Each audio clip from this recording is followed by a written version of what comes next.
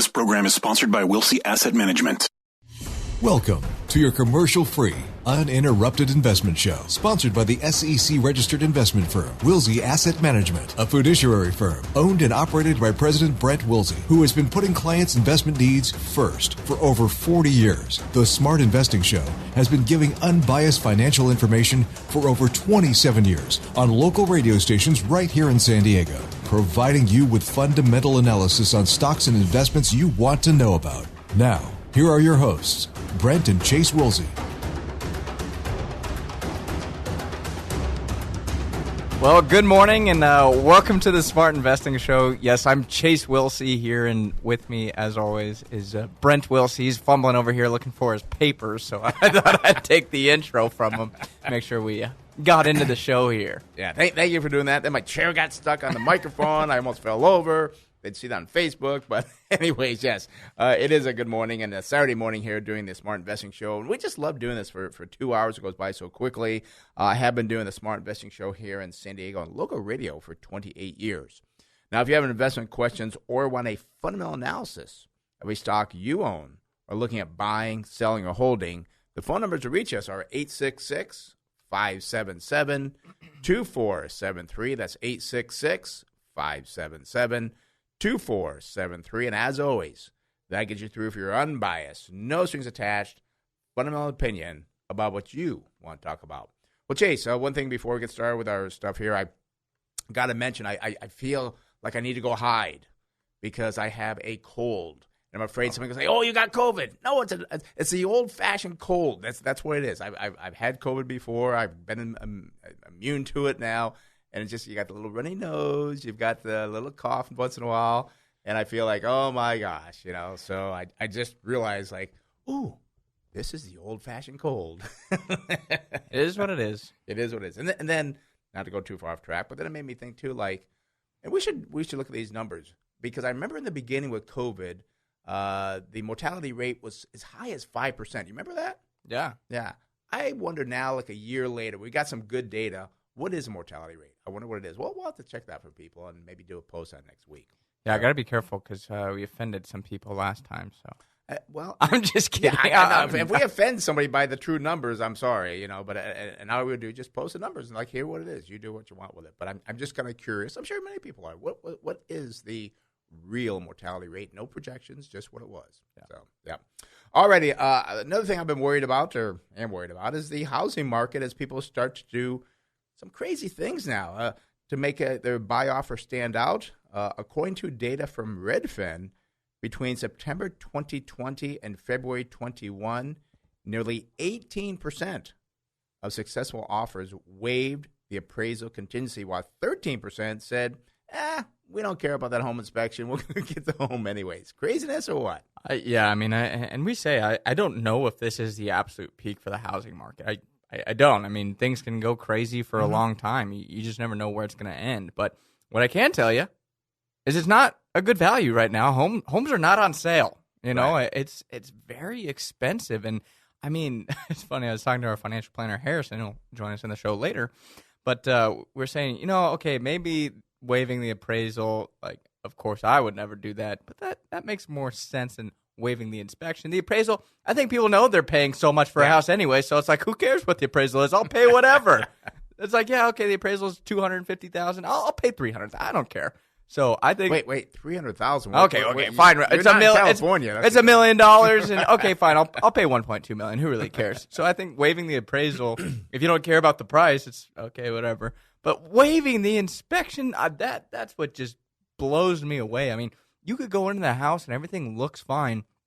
You could have a huge issue with the foundation. You move in, house starts to sink. Oh gosh, now I have to put $250,000 into the house to repair it. I mean, I can't believe 13% of people are just waiving the inspection. And, we're doing this on live radio for people. I just realized that we're telling people if you have a crack in your foundation or a major problem with your home, now's a great time to sell it because you may get by getting rid of a major problem. I mean, what's going to stop you from doing that? Yeah, and I don't know. And I really hope that, like, realtors aren't encouraging people to waive the inspection. Well, 13%, I guess, are okay with it. Maybe just turn a blind eye to it and just like, it's not a big deal. Everything looks fine.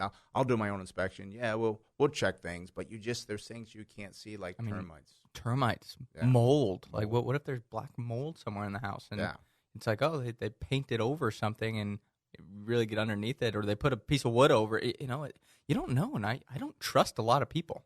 And it still is the biggest purchase you make in your lifetime. I think for people to take it so lightly, it is foolish. Yeah. And who thinks they're getting a great deal now?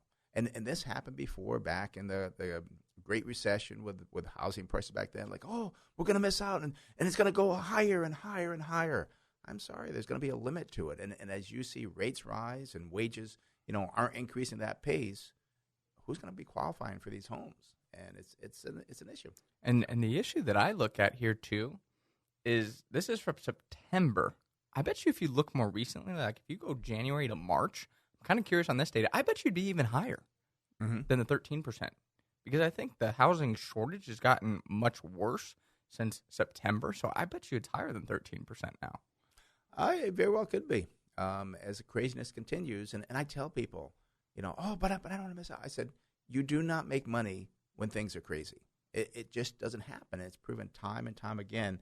And I was talking to somebody, and I know we're going to hit Bitcoin here, but I recommended, and this even applies for the real estate as well. See if I still have it. Yeah, it was a book that I recommended, and the name of the book is Extraordinary Popular Delusions and the Madness of Crowds. This is what's going on with real estate, with Bitcoin. And you got to read stuff like this because nothing happens good when things go crazy. So. Yeah, and I the thing that always makes me chuckle a little bit, it's San Diego real estate. It only goes up. That's not true. And I mean, if you look back at 2006, if you bought near the peak of the market, we still know there's some people that they're probably above water now on the home, but a couple years ago, they made no money. That's 13, 14 years of making no money in awesome real estate. And I would have never bought during 2006, but you're buying now? Right. I think this could be a lot like 2000. And it's not going to create the collapse. I don't think we're going to have the financial crisis by any means. We have a lot more safeguards in place. But I think you're going to look 20 years down the road and be like, gosh, I bought a home in 2021.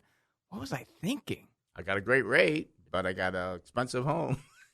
So it's just something. And again, I want to repeat the name of that book because I really recommend it for people. It's by Charles Mackey, and the name of the book is Extraordinary Popular Delusions and the Madness of Crowds. And if you think that you've got something great going on with a Bitcoin or real estate or whatever it may be, equities, read the book because it really brings you back to reality of what's going on. Speaking of that, many people do not realize that stocks and other assets must have, very important here, a buyer and a seller for every transaction.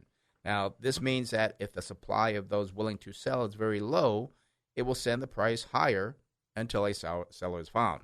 I bring this up because I do believe Bitcoin is being sent higher, not necessarily because of widespread demand, but rather a pool of those selling is very, very low. In fact, it has been found by B of A that 95% of all Bitcoin is controlled by, and get this number, 95% of all Bitcoin is controlled by 2.4% of the accounts. According to China Analysis, 20% of the supply may be sitting or lost or stranded in digital wallets. Do people not hear this information? They just think it's a great thing? Well, and I mean, the 2.4% of those accounts, those are going to be people that are huge, massive believers in Bitcoin. They're not ever going to really want to sell their Bit. They're like, this is the future. This is going to be great and blah, blah, blah, blah. They don't want to sell. Right. So if they're not selling, that's, again, 95% of it is locked away. It's not being traded. That means if it's not being traded, as we said, there's nothing out there for the buyers to buy. It's kind of like what we're seeing in this housing market right now. The prices go up because there's no houses on the market. It's the same thing with Bitcoin. When there's no tradable supply of it, prices just go wild. And I don't know. I don't know if people don't look at these numbers. I don't think people understand that, as you said, anytime somebody buys or sells something, there's always two people on that transaction. There's always a winner and a loser on every transaction there. And actually, we've talked about, but Bitcoin has a limited supply, but cryptocurrency does not. And I'm going to call it the dog coin, the one that everybody liked. And Doge. I think that got cut by 50% yesterday. And I don't follow Bitcoin or Dogcoin or whatever. I just see it pop up at different times. I did notice that I believe Bitcoin fell below $50,000 yesterday, and there was not much talk about it. No. Because once that hype goes out and people start thinking that, it could fall tremendously. Now, what could happen is you got people step back in like, this is a great buying opportunity. Could bring it back up. Again, fear of missing out. But on the other hand, too, it could change where people say, no, don't buy Bitcoin. Now this is time to buy Ethereum or Litecoin. There's all these other cryptos out there. I think there's 800 cryptocurrencies out there. It's insane. And I mean, if you look at, the functionality of Bitcoin, the Bitcoin network itself is rather slow. And B of A points out that it handles just 14,000 transactions per hour. You compare that to Visa's network, well, they do 236 million. I mean, it's ludicrous. Yeah. And it's just, and we got some knockback on our social media of people saying, well, actually, Bitcoin was never meant to be used as a transaction, at the face, of the transaction process. I'm sorry, I still don't get what the purpose of Bitcoin is. Because you're going to buy a Tesla. That's what you're going to do. You're going to buy a Tesla with what? Oh, okay. Well, we got to kind of mention this real quick. Brendan, who loves Tesla, he gave us, and I guess that's the second one time I've said it, he gave us a card each. We can say Tesla once. Oh, there's my third time. I'm going to have an IOU on those. So I guess we've used up our... We used it twice, so you can use mine. I'll lend you mine. Well, I said it 3 times. Oh, yeah, that's okay. So I don't know if it meant per segment or per... We can only say the word once. But anyways, now where am I going with that? I got totally off track. You were talking about how people are buying Tesla instead of Bitcoin. Because they can use it for the big purchases. Yeah. But then again, remember that if you have a big profit on it, you buy that Tesla with your Bitcoin, you now have to pay taxes on top of sales tax for that car. Oh. tax. That's awesome. What a great currency. What a great trade. I just love to buy, a car or a house and then have to pay taxes on top of taxes. That sounds like a really efficient process. Yes, very, very efficient. And what? I got to pay how much next year? Yeah. I think a lot of people don't realize that. You have to pay taxes. It's an asset. It's not a currency. And they say, well, it can be hidden. Not if you're buying Tesla. Yeah. Because if you're buying a car, any car, I don't care what the car is, it's going to show up because they have to make that transaction. So it's not a trade where you're between people maybe. So the IRS is not stupid. No, and they will come down on it. So staying with Bitcoin, I'm sure we're keeping here with the hype that many corporations, oh my gosh, are starting to use Bitcoin. Based on a survey taken in February this year from Gartner of 77 financial executives, they found only 5% plan to buy it for the treasuries this year. However, I love this number, 84% never expect to put Bitcoin on their balance sheets at all. So what these people are doing, trying to hype Bitcoin, like, the corporations started to do it. It is a very small amount of ones that are doing it, and even a small amount of, 5% are even thinking about it. Yeah, and I mean, the other thing, too, is those companies that are actually doing it, like, Mass Mutual is one. Well, they only purchased $100 million of Bitcoin. Wait, $100 million? That sounds like a lot of money. When you consider it's a $1 trillion market cap right now. And also that equates to just 0.04% of the company's general investment account. I mean, the craze for Bitcoin is more in the hype, not in the reality of what businesses are doing. And the thing I point out, too, is you look at the companies that have actually kind of been prominent in buying Bitcoin at this time. You talk about Tesla.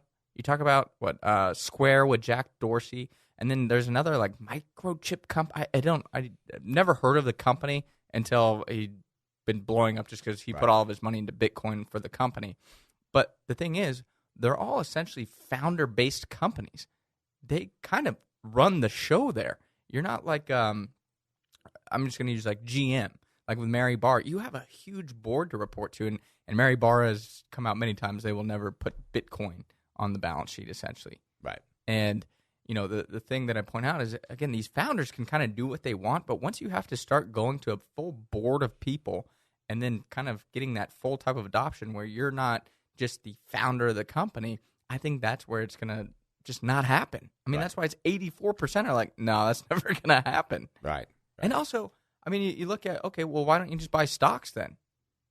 If you're trying to make money on your cash, why don't you just buy stocks in the account? Oh, that's risky. Oh, okay. Yeah, I was going to say that's risky. And that's what's kind of funny with people. And these people that love it, they come up with all these things. And a good friend of mine who we disagree on it, he loves Bitcoin, I don't. But he said, but Brent, just if everybody in the world just bought 1% of Bitcoin, it would go to $1 million. Well, my thought is, well, what if just 25% of the people that have it now get out of it? It's going to go probably broke. So you can say anything you want to about it, but it's still, there's nothing there. And yes, I do believe cryptocurrency will be used in the future somehow, some way, but it's not going to be Bitcoin at $50,000 a Bitcoin. That's just hype is all that is. It is not the real currency that things will happen. Again, China, we talked last week, China came out with their own cryptocurrency on the yuan. Yeah, and I think it is funny, just kind of last thought here on Bitcoin, but you mentioned, if everybody just put 1% of their money into Bitcoin. You could say that about anything. Yeah. If everybody just put 1% of their money into General Motors, wow, GM would be worth, a lot of money. Yeah, no crap. It's crazy. No crap. I wanted to say something else. No crap just didn't sound very good, but I know what you meant. By the way, we're going to do one more topic here. I do see Diane and Polly wants to talk about Verizon. She'll be first up. Phone numbers here, 866-577-2473. That's 866-577-2473. And as always, that'll get you through for your unbiased, no strings attached, fundamental opinion about what you want to talk about. But we got to talk about this next one because it's so important. The top 3 cruise lines have raised roughly $40 billion through debt and equity sales. I believe investors are really ignoring the risk.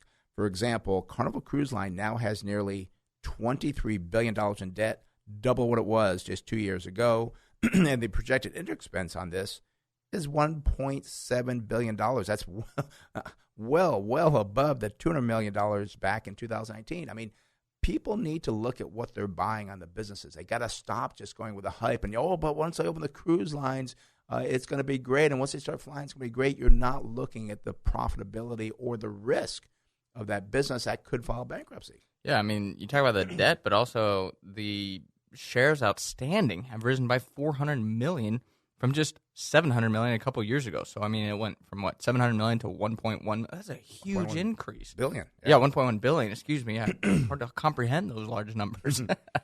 But, I mean, this means shareholders will be splitting up smaller profits. So, again, profits are going to be down, and there's more shares outstanding. So that means your share of those smaller profits is even less because there's so many people out there now. I mean, I just believe investors are way too optimistic about the cruise line industry in general, and the reopening of cruising will not produce the profits to justify the current share prices. And I think, again, it's going to be great when cruises start reopening, and cruise companies were fantastic businesses in 2019. They were. Oh, yeah. I mean, they were very well run. Carnival, for instance, did have low debt, paid a nice dividend. But that's the thing about investing. It changes. And when you start to issue debt, when you start to issue a lot of shares, that changes the allure to investing in something, especially when, Carnival goes from $6 up to $26, or I think that's about what it is right now. I know it was at 40 a few years ago or before COVID hit, but that doesn't mean it's going to go back to 40. Right. And it could, because people, it's reopening, it's great. Right. But I just think people look too much at the trend of it. Well, I want to invest somewhere. Last year was the at-home trade. Now it's the reopening trade. Right. Well, they get too far ahead of things. I mean, you look at now with like Zoom and Peloton, you don't really hear about them as much as you did last year. You're right, you don't. And the other thing, too, that I want to point out to people, we've talked about this on the show before, we've done posts on it, but I want to remind people, very important, when you increase your shares and you have losses, that reduces your loss because you're sharing the loss with more people. Yeah. But therefore, down the road, when you get profits, you are, as you mentioned, you're sharing the profits with more people. And what people will compare to at that point in time, well, wait a minute, I don't know the numbers off Carnival Cruise Lines, but let's just say, 2 years ago, their earnings per share were $2. Well, now they're only $1. What's happening? More people in the pie. What does that do? raise your PE ratio, makes it less attractive, and so forth. So it's looking good for them now because their losses are lower, the more shareholders, but your profits will be lower as well.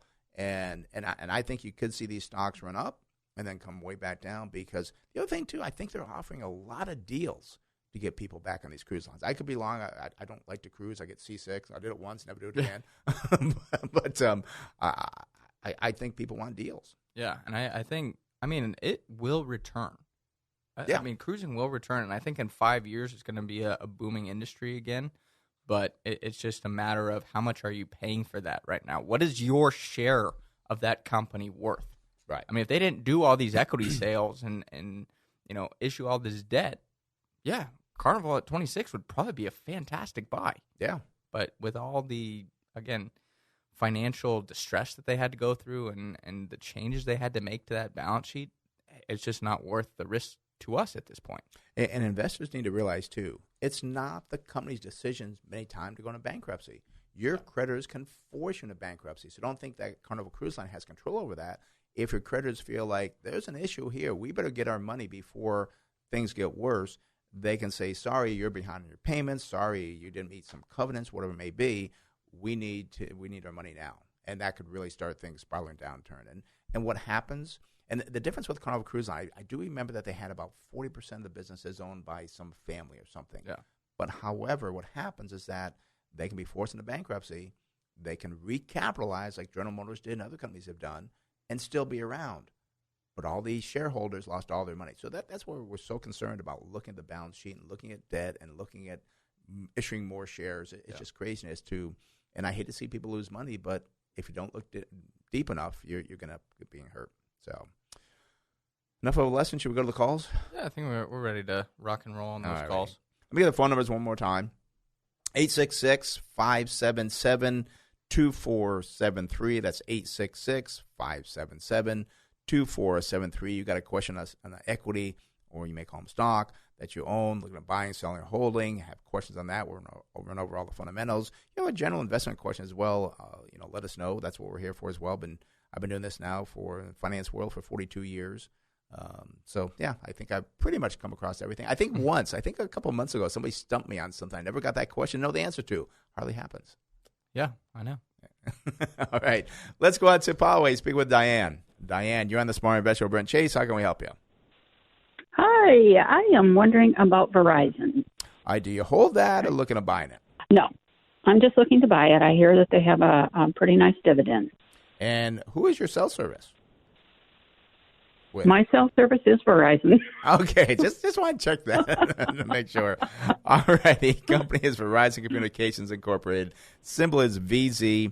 We do see a good start here. PE ratio 12.6 versus 21.2. We see price to sales 1.8. That's also good compared to the industry at 2. Unfortunately, no price to tangible book value, but that is the norm for the industry. And then price to cash flow Verizon 6.6, just slightly above the industry at 6.5. And you are correct. They do pay a nice dividend of 4.4% compared to the industry at 2.7. So that is positive. But they use 41% of their earnings to pay that out. So that tells me the dividend is pretty safe. Now, we do see year-over-year sales for Verizon down 1.4%. Whole industry seems to be down about 0.7%. Earnings per share did climb by 2.7%, but the industry climbed by 30%. So I'm wondering why the industry climbed by so much more in the earnings per share when Verizon did not. Now, the balance sheet is one thing that we want to be careful here with, as we've been talking about balance sheets for cruise lines. Current ratio 1 versus 1.1 for the industry. That's okay. But what I do see here on total debt to equity is 222 versus 255 for the industry. Now, we just bought another company that had a much better balance sheet. I don't know if there's other factors on this high debt to equity, like sometimes if you have like a car company, they could be using, loaning people money.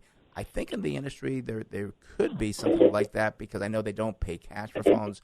But I'd want to understand that more. I'd want to dig through maybe the 10Q to find out more about what is going on with their debt, because that would be worrisome to me if they have a lot of debt on the balance sheet. We do see a good return on equity, 28.7 versus 19. We see a net profit margin of 15 versus 9.5. That is positive. Receivable turnover is 5.5 versus 7.2, and inventory turnover 35.7. That is better than the industry at 32.5. Chase, what do you see going forward here? Yeah, so current price here for Verizon, well, it's $57.30, 52-week high, $61.95, and 52-week low is $52.85. Now I got to December 2022. I do see estimated earnings per share of $5.17. Gives us a very nice, attractive target sell price, $85.82. I mean, that's very good. But again, the debt is just the big holdup for me on this company. I mean, I don't think they have anything really that is financing that is impacting that debt. I could be wrong on it. You could kind of go look at it, but I don't believe that's the case. I do know that they have, kind of very expensive contracts for rights and then the towers and the infrastructure for 5G. I know they've had to spend a lot of money on that. I will say one big benefit with these, mobility companies, the cash flow on them is just phenomenal. I mean, it's a very nice reoccurring type income stream.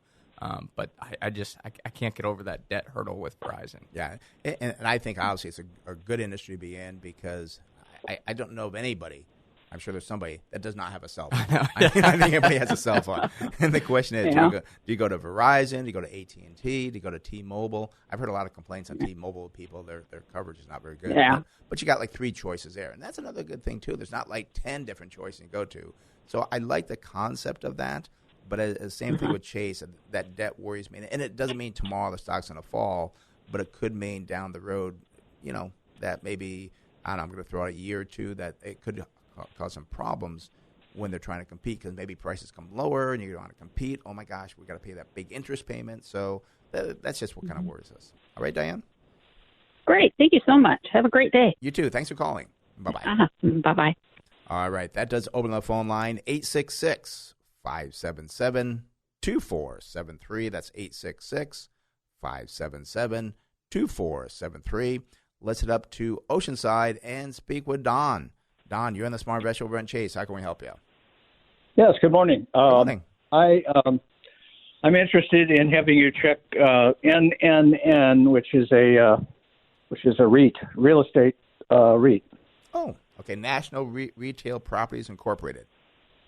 Yes. Okay, good. Yeah, I don't think we ever looked at this one, have we, Chase? No. So I'm kind of excited here. Maybe we'll find a good one here. So, company again is National Real Estate Properties Incorporated. Symbol is NNN. Now, not a bad start or a great start here. I mean, you got a PE ratio of 38.7 versus not material for the industry. Price of sales very high, 12.5 versus 3.2. Price to book value 1.9, industry 1.8, and price of cash flow is 20.3 versus 22.7. Now you get a nice dividend here of 4.4%. They do use 169% of the earnings to pay that out. But again, Chase will look at the funds from operations to see what that is because it's a little bit different based on the earnings. We do see that the sales are down 1.5%, but the industry is down 21.4%. Earnings did fall by 22%, but the industry was down 196%. No current ratio. Debt to equity is 74 versus 274. We do see return on equity is kind of low at 5.2 versus, compared to the industry, it's negative 5.2. So I guess that's positive compared to the industry. We got a net profit margin here of 34.6 versus negative 10.4. And receivable turnover 183 versus 5. That's very good. And an inventory turnover 4.4 versus 0.5. Chase, what do you got for the earnings? Yeah, so current price here for National Retail Properties, that's $47.19. It is right near its 52-week high of $47.69. And 52-week low, $25.87. So done very well off that low. Now I got to December 2022. The estimated FFO, or funds from operations, well, that's $2.77. Would give us a target sell price of $45.98. So it does look like a little pricey here, Don. And I must say, I'm shocked. I don't know exactly what this company does, but if I look up just the profile on it briefly, it says it invests primarily in high-quality retail properties, and it is across 48 states, has about 3,114 different properties. I mean, it's pretty well diversified across the country, it seems like. But I say I'm shocked because it's retail. I mean, I'm shocked this company's doing well because retail's so out of favor with COVID and everything going on. Are they mainly like grocery stores that they own? Because if it's retailers, your traditional like brick and mortar stores, I'd be quite surprised if they're doing this well. And Don, I think it's so important to understand what this REIT is, because it could be strip malls, because they seem to be doing okay. It's your big, large malls that aren't doing well. The other thing I would check, too, is I think you said there's 3,000 properties across the country, Chase? Yeah, 3,114. Right. We would think it's diversified, but what could happen is they could have 2,900 all in certain areas and just a couple in other places. So you do want to make sure, look at those numbers. Are those 3,000 properties really diversified pretty much equally across the country? Are they still concentrated in certain areas? Because there are going to be certain areas that will have problems when others don't, as far as the economy goes. And really important to understand what those REITs are, because if they are larger malls, I think they could have some problems. Yeah. All righty? Okay, thank you very much. Okay, Don, thanks for calling. Have a good one. Bye-bye. Bye. All right, that opens on the phone line, 866-577-2473. That's 866-577-2473. Let's head up to Escondido and speak with Gary. Gary, you're on the Smart Investor, Brent Chase. How can we help you out? Hey, good morning. This is Gary. Hi, Gary. Many years ago, I'm doing fine. And you? Good. All right. I've been listening to your show on and off for many years. Okay. I never thought I would ask this question. I have one share of Walmart stock, and how I got that was because when I first retired from my first job after 30-some years, I had this little job working in the garden in Walmart. I never paid any attention to it. On a scale of 1 to 10, it was like a 1. Me working there was kind of real easy compared to my regular job. Right. So I got this one share stock. I've had it for many years, and I still get letters from Walmart telling me that I have stock there, and so I said, okay, I just took it up. I bought one share of the stock about 8 years ago. Now this all happened back in 2005, but 8 years ago I bought one share of the stock. And I was really surprised. I got a letter the other day that one share went up. So I said, you know what? Now that I'm 76 years old, I said, you know what? Now that I have some extra cash, I should buy a whole bunch of Walmart stock. And I was going to say, maybe we'll convince you to buy 2 shares. I am going to buy another share today. But the thing is it really do I really need to buy? I have a big pension, okay? Mm-hmm. For a guy my age, is the investment to buy shares of Walmart stock a smart thing to do? Well, if I was much younger, I could see maybe I could make some money. But having 2 or 3 or 4 shares of Walmart stock, is that a viable thing? I mean, it's really, to have 1 or 2 or 3 shares of Walmart stock is not really going to be a great thing for you. It's not going to change the game by any means. Yeah, that's going to change the game. But I mean, you're 76, I think you said. I mean, we have many, many clients in their 80s. So you could easily live another 10, 15, 20 years. So long-term investing for you sounds like, oh, I'm too old. Not really. I mean, you can actually look at buying some good companies. We're going to go over Walmart because I do want to answer the question, should you buy more of it or not? And I got to look at the numbers to give you that right decision there. But as far as your investing goes, at 76, I mean, that is not old in today's standard. You could easily live another 10 years easily. Yeah. And I mean, you also mentioned you have the safety of the pension there. I think that's even more reason to be investing, because you don't have to worry like, oh my gosh, I'm going to have to sell my stocks at a terrible time, because you have the safety of the pension. You have that income there. But on the other side of it, you also need to be investing because, as Brent mentioned, let's say you live another 25 years. Well, let's say we do have quite large inflation coming up. Well, your pension is not going to keep up with inflation there. It'd be nice to have another cushion that has that investment that you can pull from, 15, 20 years down the road. Yeah, and I always tell people about building their net worth no matter how old you are, because we never know what the future is going to be. And there are benefits. I don't know if you're married, single, kids, or whatever you may have there, but there's other benefits as well as building your estate. But also, too, one thing that, and this actually happened for us many, many years ago, a gentleman who actually had a medical disease, and his medical insurance wouldn't cover it, and he had to pull money out from his account. Now, had he not saved that money, invested that money, he may have not done it. So that's why I always say, I mean, if you're not spending the money, invest it. You got that guaranteed pension. But let me answer the question for you, too, about Walmart, and I've got to look at the numbers here to see what it looks like. But can you put your Walmart stock, can you give it to someone? Is it pass? Yeah, you can gift it, you can donate it, you can do whatever you want with it. I mean, it's what is it worth? About Okay, cool. 146. All So right. let me look at the numbers. I can tell you if you should buy more Walmart or not here. Again, the company is Walmart. The symbol is WMT. PE ratio 29.5 versus 30.4. That's okay. Price of sales 0.7 versus 0.55. Price to book value 7.5 versus 8.9. And then price of cash flow 15.8, which is above the industry at 9.9. So the valuation ratios for Walmart look okay. Now, the dividend you get from Walmart is 1.6. They use 45% of their earnings to pay that out. Their sales are up 6.7% year over year, above the industry of 4.9. However, I'm surprised to see that their earnings fell by 8.7% year over year. Industry was down 15.6. Now, we do see a good balance sheet here. Current ratio is 1. Same as the industry. Debt to equity is 60 for Walmart, which is better than the industry at 83.4. Return on equity is 17.4 versus 17.1, so that is good. Net profit margin is 2.5 versus 1.8, so that is very good. And then we have receivable turnover 87 versus 57. Then inventory turnover 9.4, just under the industry at 10.5.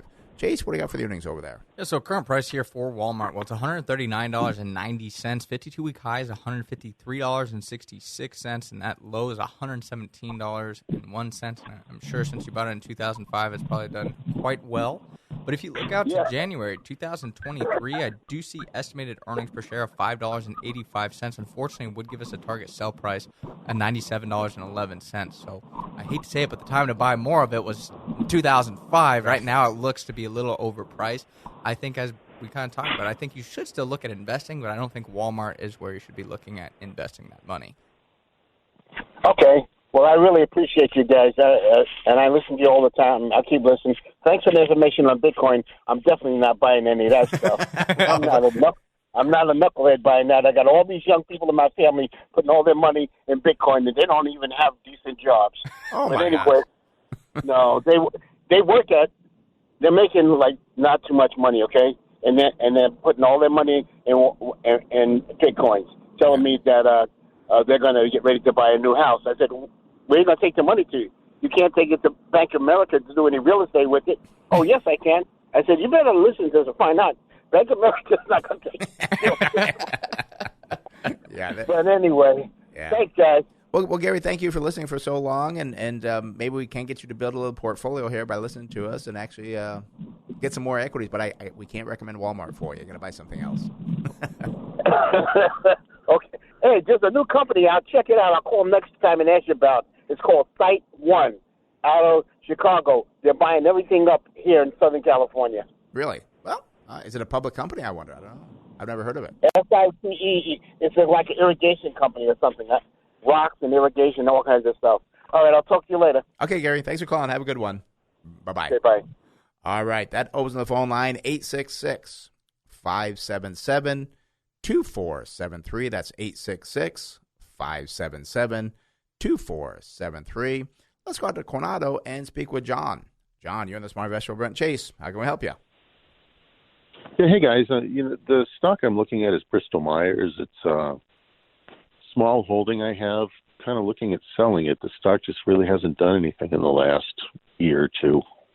Yeah, let's take a look at this. I know this is one that we've kind of looked at because you're right. It's not done anything in a while. So we really got to look at the numbers to see. And sometimes you have a stock that doesn't do anything for a while, and all of a sudden it moves up 50, 60%. Like, oh, where was this company? So let's take a look at the Bristol Myers Squibb company. Symbol is BMY. No PE ratio, which is the same as the industry. And they could be reporting earnings very soon. So you want to be kind of careful. Things could change here. Price to sales looks extremely good, 3.5 versus 11.3. Price to book value not material versus 15 for the industry. And then we see price to cash flow 97 versus not material for the industry. Now, they pay a decent dividend of 3%, but the dividend payout ratio is not material because they apparently do not have earnings over the last 12 months. Now, we do see that sales were up 62.6%, well above the industry at 18.3. And here could be the problem. Earnings per share fell by 282. Industry was down 26, but perhaps they took some big write-off of some bad division or bad drug or something, and that could change things going forward because it could have been giving them problems in the past. maybe going forward it won't. So you got to understand why their earnings were down by so much. Look at the balance sheet. You got a current ratio of 1.6 versus 3.5. I'm a little bit disappointed with the debt to equity for Bristol Myers. It is 134 versus 45. And I don't like going much above 120 if they have great cash flow and they are, going to be spending down the debt or buying down the debt. I'd be okay with it, but you really got to check that. That worries me at 134 debt to equity. Return on equity is a negative 20 versus a negative 21.7. Net profit margin is a negative 21 versus a negative 31. And we do see receivable turnover is 6.2 above the industry at 4.8. And inventory turnover also good, 3.5 versus 2.1. Chase, what about the earnings? So current price here to begin with Bristol Myers is $66.01. 52-week high is $67.16. And that 52-week low, well, that's $54.07. I go out to December 2022. I see estimated earnings per share of $8.04. It gives us a very nice target sell price of $133.46. But that is on a non-GAAP basis. If I look at the GAAP numbers, it's just $5.36. I'm very curious what this company is backing out here. And I do see for 2020, on a non-GAAP basis, they made $6.44. But on a GAAP basis, they lost $3.99. I am curious. I believe they acquired Celgene a few years ago, and that was like a mega deal. I'm curious if they're having a few holdups with it and maybe having to write off some divisions, just kind of speculation on it.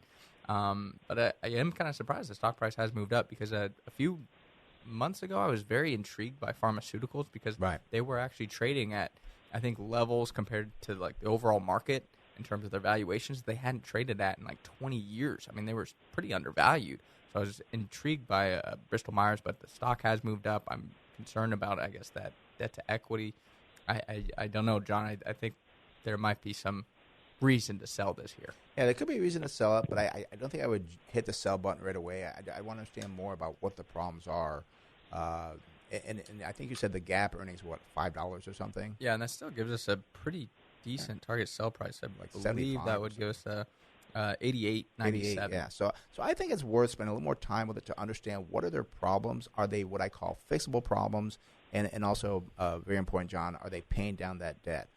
Because there could this could be a sleeper here. But I just don't know enough to say, oh, yes, it's definitely great. It requires more research. All righty? Okay. Thanks for calling, John. Got it. All right. Thanks, guys. You're welcome. Bye-bye. All right, that opens the phone line, 866-577-2473. That's 866-577-2473. But before we go back to the calls, it is time to talk to our financial planner from Wilsey Asset Management, Harrison Johnson. Good morning, Harrison. How are you doing this morning? Good morning, guys. Doing well. How about yourself? Good. You got a little financial planning tip for people here today that people may not think about. We do. So today we're going to talk about basically a loan from an IRA. People might think you can take loans from 401ks, but from an IRA, technically you're not supposed to be able to take one. However, you are allowed to take a distribution from an IRA, and then you can return that within 60 days, and there's no taxes on or penalties for doing that. So it's basically a 60-day no-interest loan. It can be of any size. You can do it at any age. So it's kind of like a short-term interest-free loan there. Why would you want to do this? So I've had some clients in the past where they were selling a house and buying another one, and the house they're selling is in escrow, but they haven't got the proceeds from the sale yet, but they need to make a down payment on a new house. And so we can have to be very careful about this, but we can take a little bit from the IRA to make the down payment and then replenish the IRA with the proceeds from the house that they sell. And so again, it's kind of a interest-free little situation there. Another example is last year, a lot of people were doing refinances or they were getting new mortgages. So in order to do that, you have to qualify for that by showing income. And so in some cases, we would take a distribution from an IRA. They would get that in their bank account. We would show that to the loan underwriters and show it as income so they could qualify for the loan. And once they're approved, then we put it back and it's not taxable and there's no penalties for it. So there are certain circumstances that this could make sense. You can use this as a tool. However, you have to be very careful because if you don't put that distribution back within the 60 days, then it's taxable on the federal level, taxable on the state level, and if you're not 59.5, there's a 10% penalty. So you're looking at potentially over 40% in taxes and penalties if it's not done correctly. Also, depending on the size of the distribution that you're trying to take, if you don't have enough cash in the IRA, you might need to liquidate some positions in order to do that. And then if you do that, you miss out on the growth over that 60 days, which, as we see in the last 12 months, there's been a lot of growth that you could potentially miss out on. So it's not something that should just be done just for any reason. Also, you're only allowed to do this once every 12 months. If you try to do it more than that, all the other distributions will be taxable and could have penalties. But it is kind of a nice tool to know about. You know, Harrison, that last one you brought up, I was just going to ask about that because I know years ago what people could do is you have 4 different IRAs. You could take from one, like, oh, that one's going to come due, so you'd borrow from the other one, you put it over there. But I guess they kind of caught wise to that because you can only do one distribution, you said, every 12 months. So therefore that wipes out that little trick they used to have. Yeah, I think they changed that in 2014 or 2015 is when they closed that loophole. So now they look at all the IRAs, and the way it is you can have one distribution and you can repay it into multiple IRAs, but it's only the one distribution that you can take. So yeah, they've closed that. Yeah, you can no longer take from one. Like, okay, I'll use this one to pay off that one and just move money around. That's right. Right. Yeah, they got one. Yeah, sometimes they get wise and close loopholes. I know there's some other ones out there that, and I maybe for another time we'll talk about it where you can, and I forget what it is. You set up a Roth or something. I know we've done this for a couple of our clients, and maybe I'll talk to you on Monday about it because and Chase, you're kind of looking at me. Do you know what I'm talking about? Remember where backdoor Roth? Maybe it's a backdoor Roth. I think Harrison's talked about the backdoor Have Roth. Have you talked about that before? Yeah. Okay, yeah. Yeah, we talked about that. This is a little bit different, but I mean, there's lots of things that you can do, but again, there's so many little details that you have to understand. Like, for example, what this is, it's an indirect rollover is the technical term for it. You can do as many direct rollovers as you want. That's institution to institution, but an indirect rollover is having your IRA distribute cash to yourself, and then you put that back into an IRA. And so last year we had a client who did this, and then he did it again, which again, that second distribution, in this case, it was like $100,000 was not allowed because it was in that 12-month time. But fortunately, last year we also had COVID-related distributions. So we were able to treat one as an indirect distribution and the other as a COVID distribution and put them both back so none of them will be taxable. So again, there's a lot of details that a lot of people think they know, but then they don't. And that guy's lucky because he could have had a huge tax bill without understanding all the rules. And I just realized, too, that they also made I was thinking, well, if it was a calendar year, well, say it was November, you'd be fine. But the IRS was smart saying 12-month, not calendar year. Correct. Yeah, and I think that is so important, too, because it's crazy that, I think some people, okay, I'm just going to take it out, and then they forget about the 12-month rule. So it's like you can't just do it willy-nilly, as you say. Right. You got to really kind of plan out and be like, am I going to need this again in 10 months? And is that more important? Like, I think you got to be really careful when you're using this because you forget about, as you said, $100,000. Whew. Yeah. You'd be paying, depending on your tax bracket, you'd be paying $40,000, $50,000 in Jason, taxes. that's why you want a good financial planner like Harrison, because again, the financial planner will think about this, but many times people like, oh, I didn't think about that. That's what Harrison does. Yep. Harrison, thank you very much for great information as always today, and we'll see you on Monday. Sounds good, guys. See you Monday. All right, bye-bye. All right, again, that's Harrison Johnson, our financial planner. Again, he's on a salary. We do charge a fee for financial plan, so it's unbiased. He doesn't sell any product. If you want to have a free consultation with Harrison, call the office, 858-546-4306. That's 858-546-4306. And Chase, it just happened again this past week.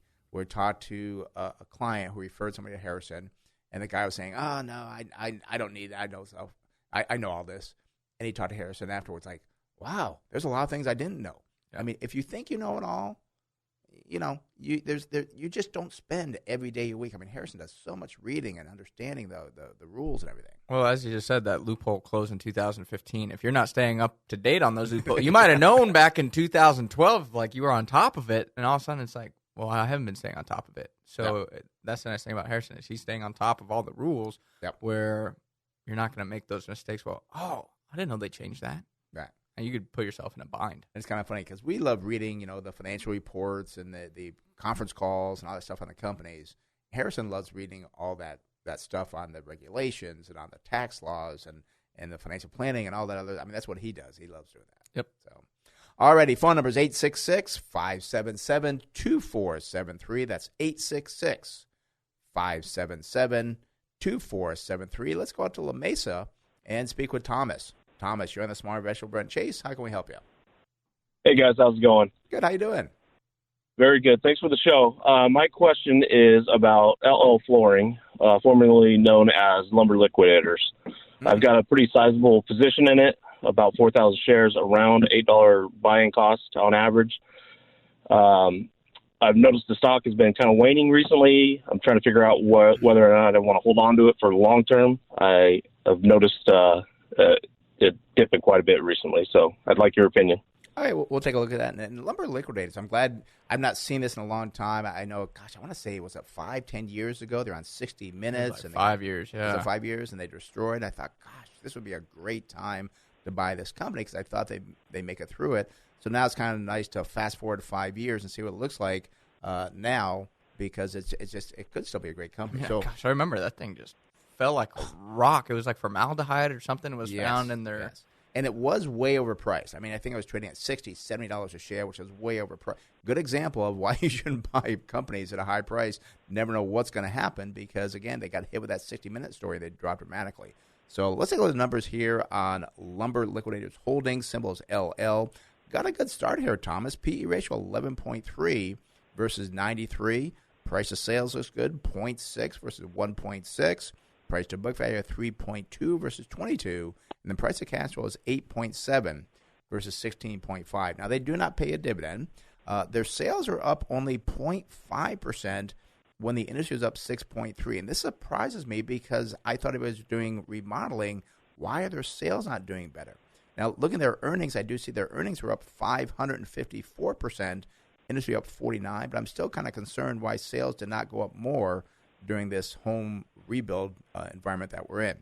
Looking at the balance sheet, I got a good balance sheet here. Current ratio is 1.8 versus 1.4.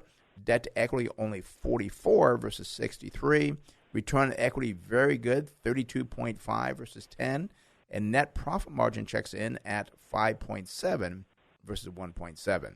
Receivable turnover is 70.6 versus 32. And inventory turnover, now this could be a problem, only 2.5 versus 3.8. I would like to have it higher than the industry average. And I thought for a company like this, a flooring company, would be a lot higher. Chase, what do you got over there? Yeah, so current price here for Lumber Liquidators is $24.31. 52-week high is $35.10, and 52-week low, wow, $5.26.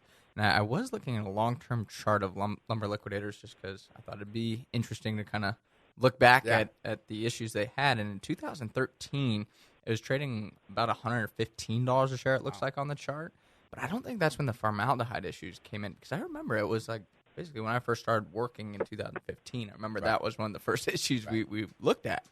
And then it did fall in 2015 to around $63 a share. So I think that was just natural price depression from, oh, my gosh, this company's way overpriced. Yep. But then the formaldehyde story came in, and they fell to I think they fell under 10, if I recall correctly. So it was an interesting time period, but now it's back at 24. So if you bought during the problems, you might have done pretty well on it. Yep. But we'll talk about now going forward because you can't go in the past, and that'd be easy investing philosophy if you could know exactly what's going to happen in the future. So let's look at December 2022. I see estimated earnings per share of $1.54 would give us a target sell price of $25.56. So it is getting kind of close there. I think they are going to benefit. I mean, we know a lot of people have been remodeling their homes. New homes are putting in flooring, of course. So I like the business they're in, but they're getting close to that target sell price. And you know what is surprising me, Thomas and Chase, is that we have a flooring company in our portfolio, and it's up, I want to say, 200%? I mean, it's up dramatically from their low. And their sales are phenomenal. I mean, everything's fine on them. There's something here, Thomas, that I feel we're missing because during this time frame, I mean, our company, our flooring company, I don't know off the top of my head what their sales are, but I know they're very good. Why is Lumber Liquidator only up 0.5% year over year? What, did they miss this whole market? I mean, their low again though was $5.26. So they've exploded off the low. Yeah, I mean that's That's true. Okay, that's a huge return. So I mean, I do agree though that the 1 year time frame is kind of strange. I don't know if we'd have to look apples to apples on our flooring company. Yeah, and the thing it could be is that Lumber Liquidators just does, I believe, which would be very important to check, Thomas, what is their actual product. They just maybe do wood flooring, where our company does carpeting and wood flooring, does it for residential and commercial. Yeah. So you really want to understand, Thomas, what this business does a little bit more, maybe, too. Right. And a secondary question, if you guys got a second. Sure. One of the things I noticed on some of the financial websites, for instance, Yahoo Finance, they have reported their being LL's quarterly numbers last quarter incorrectly, and it's been up there for almost the entire quarter. So they post revenues of $1.06, and it's across the board. Almost every single financial institution has it correctly as 106. However, Yahoo continually posts a number which is incorrect at 40 cents. My question to you is, how does that affect the algorithms or those computer systems that scan the internet for data and then use that data to make decisions? Well, I gotta say I'm surprised that Yahoo has it that incorrectly for that long. I mean, this is one reason too why we do actually check, that when they report the earnings and so forth. I really can't answer that question, because you're right. There's people are probably going to Yahoo Finance and saying, "Oh, the earnings are this," which they're incorrect. Correct. It has to throw things off somewhat, but I don't know how much people use Yahoo Finance. I mean, we're kind of getting away from Yahoo Finance. We're using Seeking Alpha. We use Thomson Reuters. We use other ones. Yahoo Finance has had. I know before in the past I've looked on Yahoo and somebody's like, "Oh, this company pays a dividend," and I looked and Yahoo Finance showed, it was actually General Motors years ago. It showed them paying no dividend. I'm like, yeah, they don't pay a dividend now, but back then it's like, yeah, they pay a dividend. It's not showing on Yahoo. So I've seen bad numbers on Yahoo in the past. But as Brent said, we do kind of check a lot of different sources to make sure our numbers are good.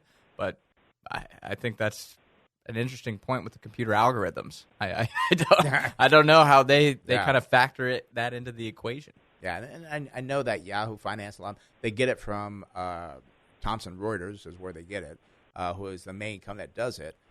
But I don't know why. I can't answer why, Thomas, that Yahoo has never fixed it, because someone had to complain to them. But I have. You have, and no response, right? With no response. Yeah. Well, I think it's time to move away from Yahoo Finance, I guess. Yeah. I agree with that. All right, Thomas. Any other questions there? No, that was it. Thank you very much. All right. Well, thanks for calling. You have a great one. You too. Bye-bye. So I was just talking at the beginning of the show that you never get stumped, and here you go. You got stumped. I did. What should they do? It wasn't really an investment question. No, I know. Yeah, it's more of a It's more of a technology question. That's way outside our realm. That's outside our realm, yeah. So, but again, I just want to point out, when people say, "Oh, Amazon and this is so great." Here was another company had a high of 120. How many years ago? 6 years ago. 2013. Yeah, and now it's at 20. Yeah. I mean, this does happen. Some things just people wake up and realize, like, oh, this is ridiculous. Why am I paying this? The future didn't go as well as we thought it was going to go. We talked about 3D printer. We haven't talked about those in a while. Oh, yeah. Similar situation where it's oh, my gosh. And those charts are funny to look at because it's a big spike and then it's like, drops way down. And it's like, oh, wow. Yikes. Yeah, something else there. So we should look at 3D printers sometime and see what it looks like. Does anybody even use a 3D printer? I don't even know them. They were such a big thing. I thought they still use them. I thought. I don't know. They were going to replace everything. Is what they're going to do. They were going to replace manufacturing. Oh, you can use a printer to build a car. Remember? Yeah, that's. Oh, I pulled it up real quick. I think we have a little bit of time. Current price here is $22, and it went up to about $100 a share back in 2013. Yeah. So I'm glad you got that in. Alrighty. Stay tuned for the second hour of the Smart Investing Show. We'll be back. Phone lines are open 866-577-2473. 866-577-2473. Coming next is our Tori wants to talk about Intel. We'll talk about that. So stay with us. We'll be back.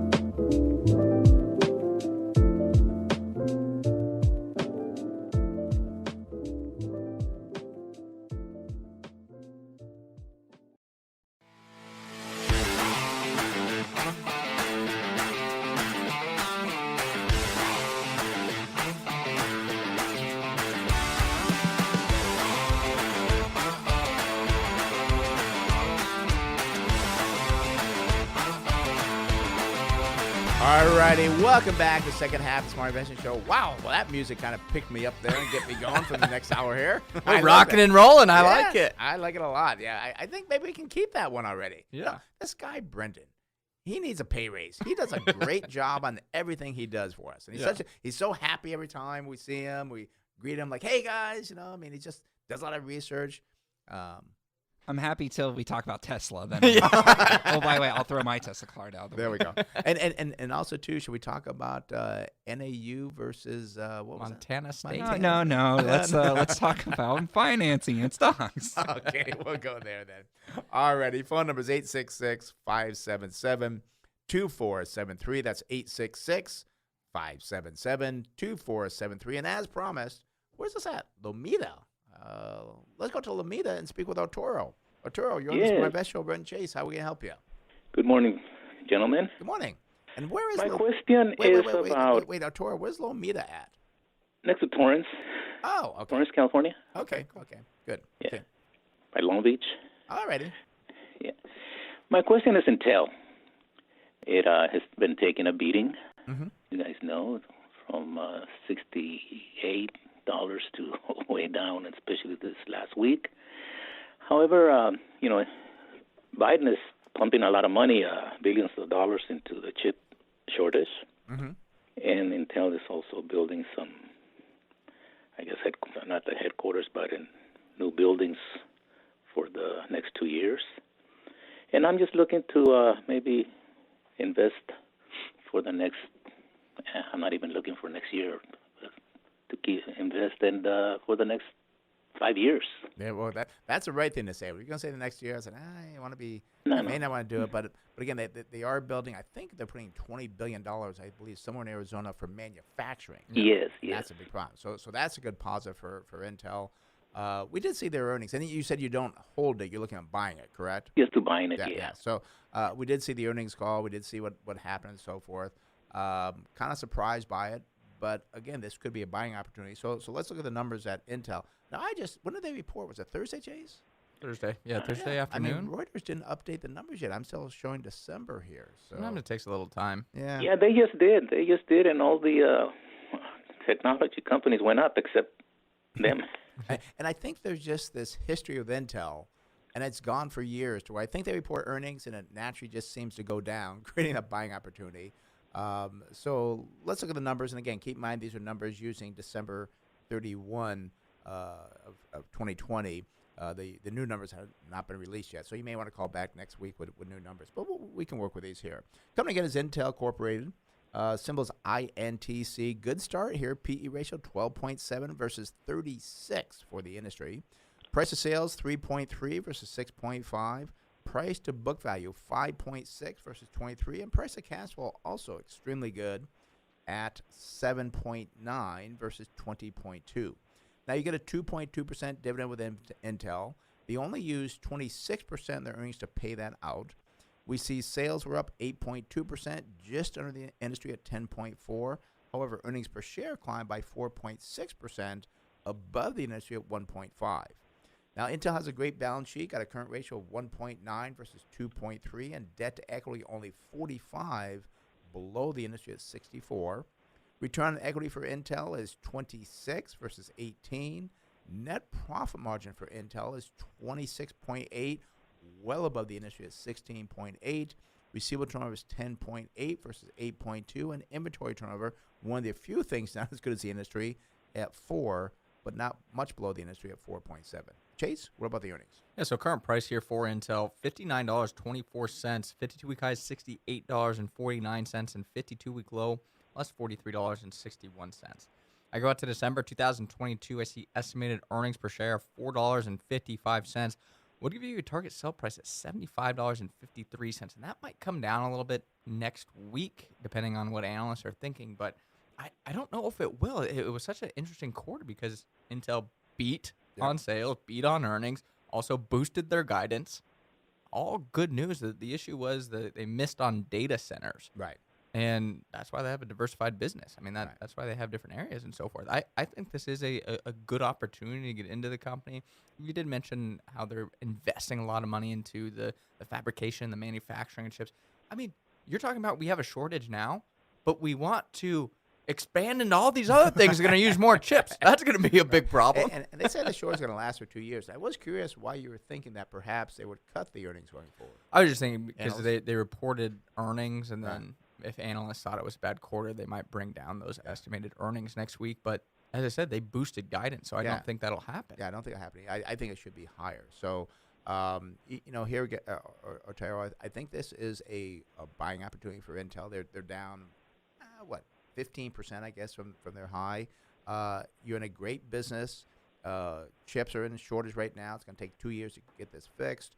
Intel, I forget, I think they put billions and billions of dollars to R&D. They're kind of the lagger compared to all the hype of the other ones, like NVIDIA and so forth. Mm-hmm. But I think it's a good long-term investment. You mentioned 5 years. Based on what we're seeing now, and again, we watch this. We read all the quarterly conference calls. We read all the stuff on the businesses. I think in 5 years you'll be very happy if nothing changes. And they got that new CEO. Yeah, and I think the big thing is Intel's not going to be like AMD or NVIDIA a few years ago where it just goes up tremendously, but you get a nice, over 2% dividend. I think this is a company you could do like that 8, 10, 12% average that we talk about. It's just a fundamentally sound business that I don't think is going to go anywhere, and I think now when everybody dislikes Intel, I think that's the time to be looking at buying it. Exactly. All righty. I'm just following your advice. You guys always advise us investors, not daily traders, not swing traders. Exactly, and that's how you do well over time, by buying businesses at a low price. And don't worry. I mean, who knows? On Monday the stock could drop more, could go up. I mean, but where's it going to be 5 years from now? I think Intel will be much higher 5 years from now than it is. I think so too. Yeah, I'll put my money into it. All righty, Toro. Thank have you a good very one. much. You're welcome. Bye-bye. All righty, that does open the phone line, 866-577-2473. That's 866-577-2473. We haven't done anything on Facebook lately. I think maybe we should go to Facebook. We've got two. Do you see the Facebook ones? Yeah. Why don't you pick them? Yeah, we'll see what Jason wants to talk about here. It's VVOS is the name of the company. It's called Vivos Therapeutics. And he says, if you have time, analyze VVOS. Think of it as a sleep apnea cure. Currently, it's the only thing to cure, not treat sleep apnea, which 50% of people suffer from. That's interesting. I know it's a pretty prominent issue, and I know you got those giant masks that people wear, and it's a pump going in to make sure. So hey, this could be a pretty interesting thing. Yeah, I don't see how you can sleep with that thing. I know. That'd be so hard but he does say it's like braces, but for sleep apnea. Dentists are selling this as a service and should start making money by 2024. Did you say dentists are selling this service? That's what it looks like. Yeah, that's what he said. So I don't know. I mean, I guess we'll see. Okay, well, let's take a look at Vivos Therapeutics Incorporated, symbol is VVOS. Unfortunately, no PE ratio versus 49 for the industry. Price of sales are expensive, 10.7 versus 7.8. Price to book value, 10 compared to 128 for the industry, so that's positive, but no price of cash flow. Now, we do see that sales are up 14.7% year over year, just under the industry at 15.9. Earnings per share fell by 5.7% when the industry climbed by 38%. We do see a current ratio of 2.6 above the industry at 2.4. Debt to equity, very good, 7.6 versus 43.8. Now, I see no return on equity because I don't believe they have any equity, unfortunately. Net profit margin, a negative 92 versus a positive 15.9. No receivable, no inventory turnover. I do see that this company is probably like a growth with this sleep apnea cure. What do you see any earnings going forward? Yeah, I mean, Jason does point out here, too, that would it be okay to have fun money, speculative, to gamble in it? So I think Jason knows by now, by listening to the show for so long, that we don't gamble on stocks. But it's up to you. We always tell people, if you want to gamble a little bit of money, yeah, go for it. But you just understand it's a gamble, not an investment. Because if you look at Vivos here, the current price is $7.65. It does have a 52-week low of $5.64 and a high of $14.41. So, I mean, it's all over the place, which isn't surprising, especially since it's $141 $141 million market cap. Right. So pretty small there. And I can't give a target sell price because there's no estimated earnings going forward. So I don't know. I mean, it's an interesting theory on sleep apnea. It's definitely trying to address a pretty common issue. But at the end of the day, it's a gamble. So if you want to gamble for it, Jason, roll the dice. And if I was going to gamble on this right here, I would want to look to see, well, who else is working on this? Is there somebody else competing with Pfizer coming out with one? Yeah. Because that could be the thing. Like they spend all their money. They got a great balance sheet, by the way.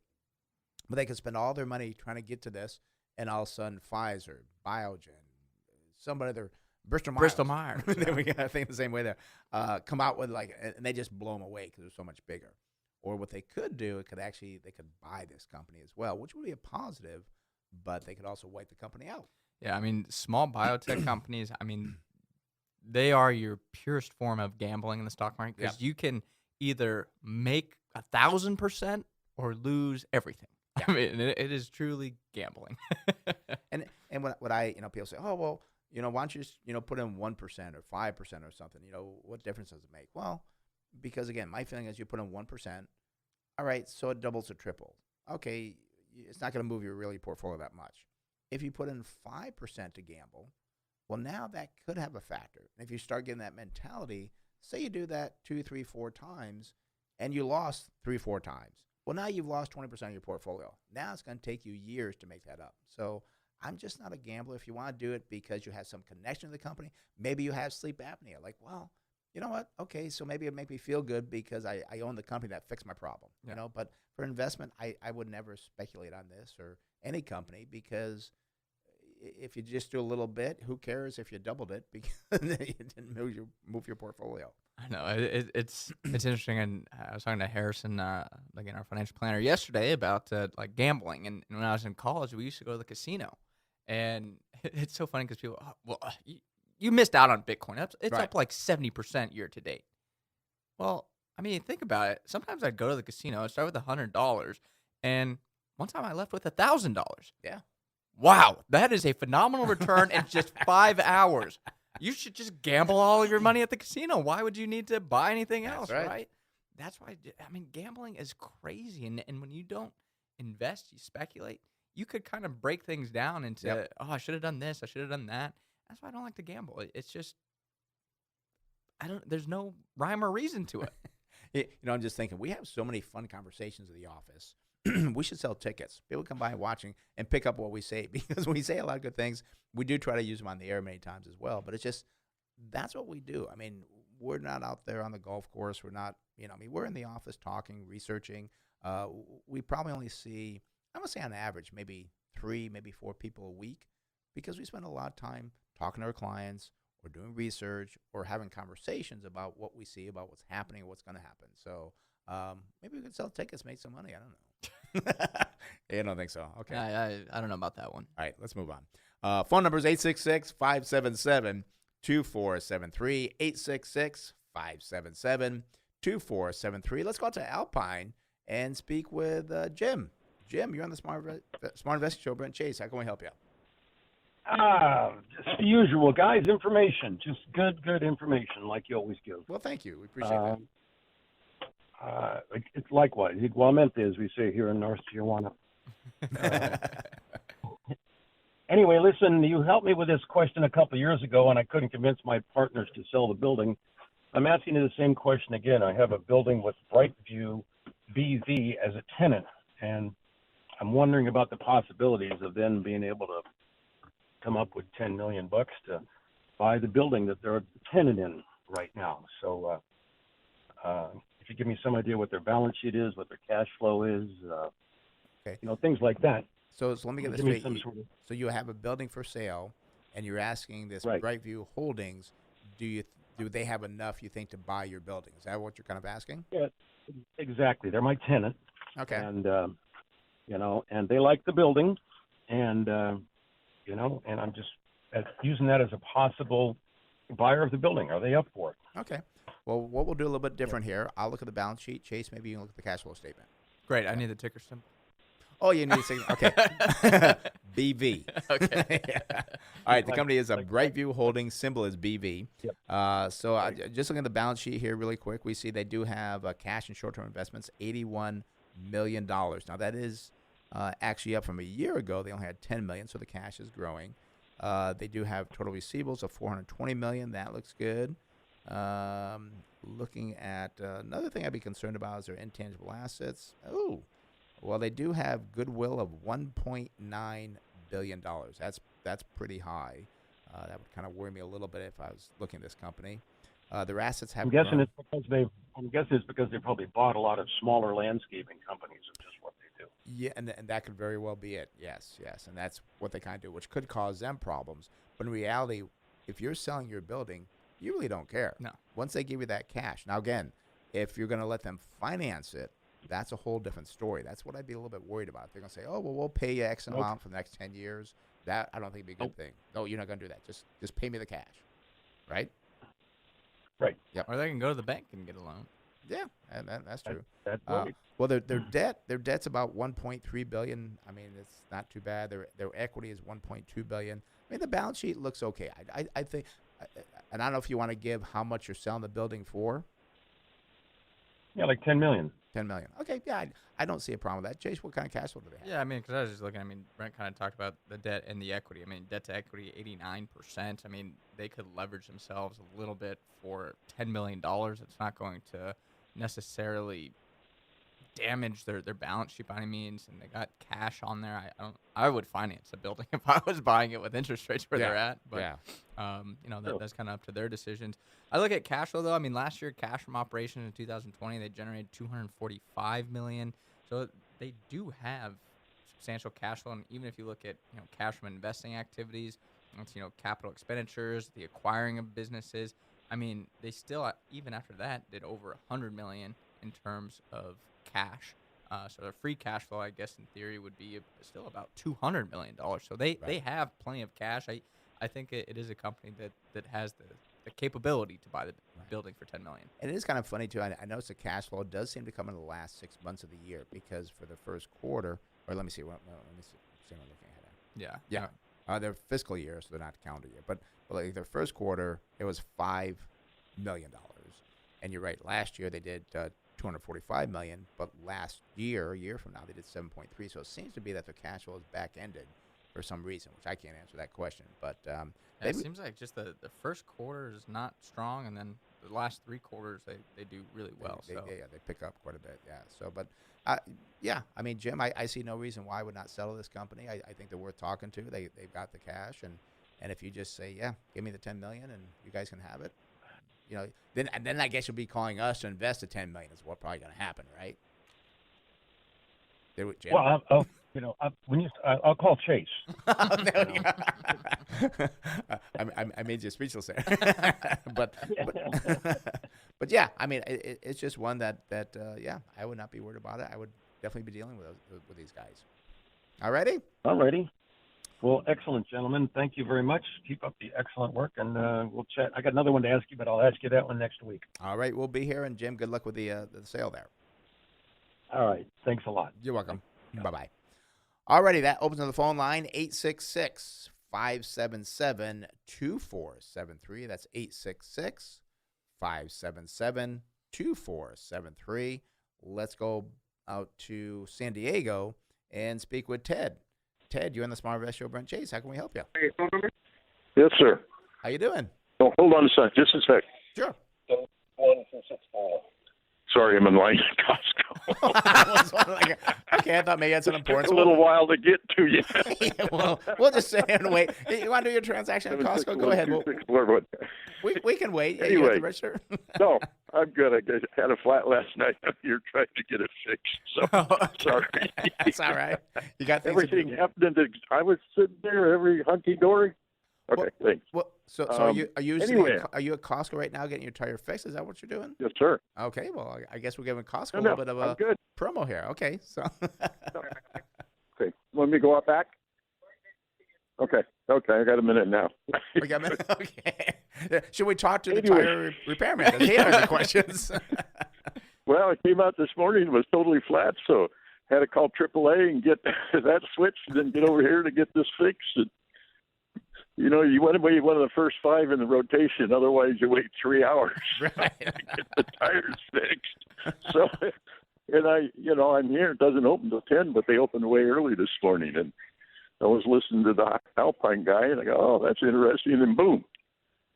So anyway, Marvell, I've had it for a while, MRVL. It's a 5G company, and I think they're fairly prominent in the industry, but I wanted to see I have a decent profit, but I was looking a little more long-term. I don't know why, but my screen is blank, and I think they're not a U.S. company. I know this company. I don't know why it's not coming up. It's a local. Chase, what do you got? Good. Interesting. I have the numbers, but yeah, the industry comparison and everything is not available. Do you know if they recently reported earnings there, Ted? I don't. Well, I'm not sure. I'm not sure. Yeah, I didn't see anything, but I've been kind of busy the last couple of weeks doing stuff, so I haven't quite kept up with things. Yeah, I normally do. But MRVL is not coming up, huh? Well, it comes up, but for some reason the data is not there on the company comparison. And no comparison. For some reason, this company didn't make the grade this week, but you got the earnings going. Yeah, I can kind of give you the target sell price and stuff. So I'll give you what we have. And I'm gonna say, Ted, this is not your day. You got a flat tire. You calling your company. We got no information for you. You need to go home, and go to bed. Start over. I got up at 5 to start getting this thing rolling this morning.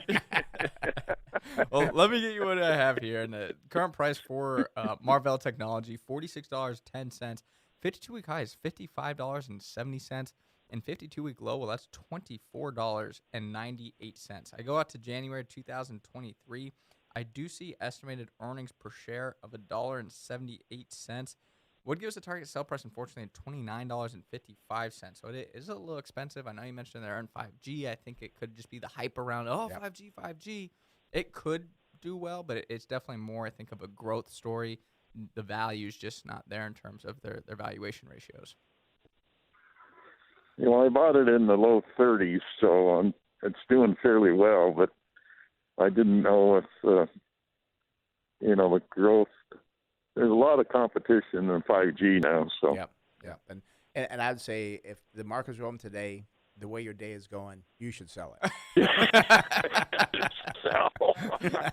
Well, thanks. Yeah, Ted, when you come up with more information, maybe you buy.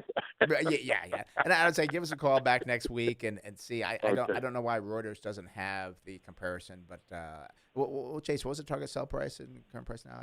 You lost. You always do this to I me. know, because I forget. I always move it. It was like 30 something. The current price is $46.10, and the target sell price is $29.55. 29. Oh yeah. So as I said, it's overvalued. It's overvalued. Okay, yeah. So overvalued. Based on that, I'd probably say sell it, and there's other good companies out there, and not a lot, but this is a time that you might want to take those profits. I don't know how much you have cash in your portfolio, and just kind of be patient with things. Yeah. So, all right, Ted. Oh, thank you for your help. You're welcome. Good luck with the tire change. Love listening to you. All right. Thank you. Thanks for being there. Bye-bye. Bye. Bye-bye. All right, that opens the phone line, 866-577-2473. That's 866-577-2473. I was thinking about, should we do another Facebook? I see Susan on Facebook had a question on Middlesex Water Company. I've never heard of this company. Do you have any notes on what she No, said? Brendan, I don't see that one. Could you? Yeah, Brendan. She just said thoughts on MSEX. That was it. So that was it. Okay. So good luck, guys. Okay. Well, it came up, and I must make a little comment about that symbol. I thought it was gonna be something different versus Middlesex. I was afraid, are we gonna get it into the X-rated zone here? But no, I guess not. So it is a true company. Middlesex Water Company, symbol is MSEX. PE ratio 38.7 versus 41. Price to sales 10.4 versus 7. Price to book value 4.2. That is below the industry of 5.4. And then cash flow is at price to cash flow is 25 versus 22. So valuation ratio is nothing great, but nothing really bad. They do pay a 1.3% dividend. Use 47% of the earnings to pay that out. Sales are actually up 5.2% year over year for the last 12 months, about a third of the industry growth at 15.2. We see earnings per share climb by 8.4, about half the industry at 15.4. The balance sheet, we got a current ratio here, kind of bothers me. It's 0.6, but the whole industry is at 0.65, so not a very liquid industry here, even though it appears to be a water company. Couldn't pass that pun up there. We do see debt to equity is 81.1. That is below the industry at 125. Return on equity is 11.4 versus 9. And then net profit margin checks in very good at 27 versus 17. Inventory turnover 13.4 versus 8, and receivable turnover 10.7, slightly above the industry at 10.3. What about the earnings, Chase? Yeah, I did look up the company because I was just intrigued in what they did. And yeah. They are obviously a water company, but they own and operate regulated water utility and wastewater system. So I do wonder if they, with the type of cash flow these companies generate, if they kind of push the boundaries a little bit more on their liquidity, because they know that they have the customers coming in and so forth. So that's just a speculation. I thought you were going to say because they have other liquidity. Oh, no, you already used the pun, so you can't repeat it. Oh, come on. It's all water under the bridge. There we go. Thank you. But looking here at, again, Middlesex Water Company, the current price is $84.37. It is right near its 52-week high of $85.92. And 52-week low is $58.11. I go out to December 2022. I see estimated earnings per share of $2.42. Would give us a target sell price of $40.17. So I know we've looked at water companies for years, and they just continue to be a little pricey. And we want to buy one because I know that there's going to be a water problem in the future, and these companies should do well. But I think everybody knows that, and therefore you can't get a good price on one. So we need one of these water companies to have some type of a fixable problem that the stock would drop, 30, 40, 50, 60%. We can step in because I think they're a great investment, but not these prices. You could have another Lumber Liquidators, where it's at 120, it goes all the way down to 6. Yeah. So I would not be buying at this price. I think it's a great concept to get into water, but who knows? Maybe I'm all wet. I was gonna say maybe they have like a spill because they do the wastewater, and maybe they have a spill or something. I don't want to wish that upon anybody, but that's a fixable problem where that's where it could present an opportunity. And we didn't end up buying it, but like PCG, PG&E, when they had the fires and all the issues up there, I mean, they had to go BK. That was terrible. So just because it's utility doesn't necessarily mean it's going to be completely safe. And not that I see a recession coming up. I mean, maybe 2003, 2004, or 2023, 2024. Going back in time. Right, going back in time. Because this is the type of company that I think would do well during a downturn. And right now, they've just been brought up with everybody else. So I just going to pass on here on this one. So, Susan, not a buy. Yep. So, alrighty, phone number is 866-577-2473. That's 866-577-2473. Let's go up to San Marcos and speak with Bill. Bill, you're on the Smart Investor with Brent Chase. How can we help you? Hey, guys. Spoke to you last week about buying companies that had a recent string of bad news, and you guys shared your thoughts on Wells Fargo. Another one that I purchased over the summer was GE, and I really like the work that the new CEO, Larry Culp, has done. Mm-hmm. I've thought of a sell price between 15 and 20, and I know they've been hovering in that 13 range lately. Let me know your thoughts on them, and do you still see more upside with all the divesting they've been doing? And I think we mentioned a few weeks ago about them doing that reverse split, which we were not really thrilled about. I'm not sure why they're doing it. Maybe getting more hedge funds or something else, but that kind of soured me on it. But I'm excited. You're going to have to come up with a new target sell price because the price is going to change, but the value necessarily won't. Right, exactly. So let's look at the numbers here to see it. I believe, let's look at the numbers and I'll come up with my answer afterwards. Company again is General Electric, symbol is GE. We got a PE ratio of 22.7, which is good compared to the industry, not material. Price of sales 1.5 versus 2. Price to book value 470 versus not material. So obviously they still have a lot of intangible assets on their balance sheet. We do see a price of cash flow 10.6 versus 84, so that's a positive. Now their dividend is only 0.3%, and what's surprising is they use 19% of their earnings to pay out such a small dividend. We do see sales were down 16.4% year over year. Industry fell by 3.7%. However, earnings per share for GE climbed by 8,649, Industry fell by 104. But again, you want to ask, how can you climb your earnings by 8,000% when your sales are down? There has to be something with accounting or something going on there that you want to understand how they can do that. Look at the balance sheet. Current ratio 1.6 versus 1.5. Debt to equity is 211 versus 137. So that scares me quite a bit right there, 211. Return on equity is 16.4 versus a negative 1.3. Net profit margin, very good, 7.2 versus 0.5. And we see receivable turnover is 3.4 versus 4.4. Inventory turnover 3.6, above the industry at 2.3 for the last 12 months. That's a positive. Chase, what do you got for the earnings? Yeah, so current price here for GE, $13.55, 52-week high, $14.42, and 52-week low, $5.48. Now I go out to December 2022, and I see estimated earnings per share of 51 cents. Unfortunately, it gives a target sell price at $8.47. And, when GE was having the problems and it collapsed, and I think Culp's doing a great job as well. He's a great CEO. Yeah, I think he's done a phenomenal job with it. But the numbers just never justified us investing into it. So we never pulled the trigger on it. And it's such a complicated business as well. I mean, that was really our holdup on it is, you're right, they are divesting a lot of it. But there was just so many different types of businesses. I'm not sure necessarily what direction GE is going to finalize its kind of vision. They have so many different options. And Bill, I think you said your target price, sell price, was 13 or 15. I was wondering how you came up with that one. Well, I got it in the mid sixes, and I've just been seeing it slowly uptick. I think they're really married to the healthcare and aviation industry. So I've been kind of following Boeing and waiting to see what happens with the pandemic. I have been seeing demand uptick in the aviation industry, but I think it's a lagging indicator for these companies as their customers wanting to buy more airplanes. So I'm kind of waiting on that news to spike up the price before maybe pulling off the sell. I mean, it wasn't a scientific formula. I'm just banking on Culp focusing in on the airline and healthcare industries. Yeah, which he could very well do. And Chase, did you see the range of the estimates or how many analysts there was on that you're looking at? I didn't pull it up.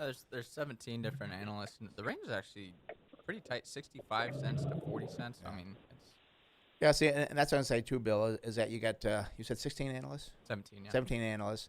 So that's what we kind of depend on. Like, what are they saying? What are they seeing that Larry Culp is going to do? And it doesn't appear to be that much. Now, again, our forward PE we use is 16.6, which is conservative, but I just don't see GE doing much more based on, again, 17 analysts are not seeing much on earnings, and I don't see why it would be overhyped to go much above a average PE. So I wouldn't buy it. I would, if I had it, I would sell it. And Larry Culp might prove me wrong, but I wouldn't.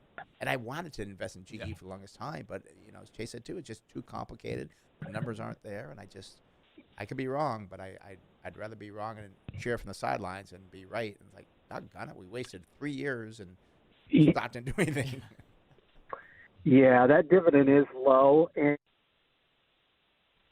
doing some balance sheet cleanup. I think his main goal, last calendar year, was to free up more cash flow, therefore the divesting.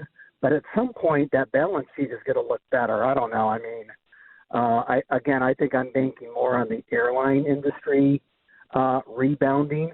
I've been kind of keeping my eye on Delta and Boeing, but they've never pulled the trigger yet. So we'll see. Yeah, we'll see what happens. Yeah, and Bill, they should be reporting earnings pretty soon. I would go over that earnings call with a fine-tooth comb to see what they really see, and because I just, if you came to us as a client, we probably would say no, we want to sell GE, but they should be reporting earnings the next couple of weeks, I guess. All ready? Great. Hey, appreciate the feedback. Thanks, guys. Okay, Bill. Thanks for calling. Have a good one. Bye-bye. All righty. That opens the phone line, 866-577-2473. That's 866-577-2473. And Chase, I just thought Bill mentioned about the airline industry rebounding, and I believe GE just makes the jet engines for the planes. I think so. Yeah, so I don't know if he meant that direction. I probably should have asked him before I let him go. But we talked about the cruise line industry earlier, I don't see all the excitement about Boeing because these airlines, they've accumulated a lot of debt. They just, was it United Airlines just report, I guess, their worst quarter ever. I don't see how they're going to come up with money to buy new planes, at least for the next 3 to 4 years. I'm not getting the excitement about the airlines.